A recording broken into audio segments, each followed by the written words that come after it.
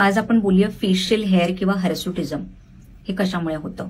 बऱ्याच महिलांना हा त्रास आहे की त्यांना अप्पर लिप्स, चिन किंवा मानेवर दाटसर असे केस दिसायला लागतात.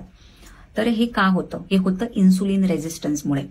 सो इन्सुलिन रेझिस्टन्समुळे पीसीओडीचा पण प्रॉब्लेम होऊ शकतो आणि त्यासोबतच हॉर्मोनल इम्बॅलन्स किंवा इरेग्युलर पिरियड्सचाही प्रॉब्लेम होऊ शकतो. इन्सुलिन जो हॉर्मोन आपले पॅनक्रियाज बनवतात तो हाय होतो किंवा इन्सुलिन रेझिस्टन्सचा प्रॉब्लेम का होतो? जेव्हा तुम्ही साखर किंवा कर्बोदक, कार्बोहायड्रेट्स ह्याचं अतिप्रमाणात सेवन करता तेव्हा बॉडीला जास्त प्रमाणात इन्सुलिनही बनवावं लागतं. त्यामुळेच इन्सुलिन रेझिस्टन्स हा प्रॉब्लेम होतो.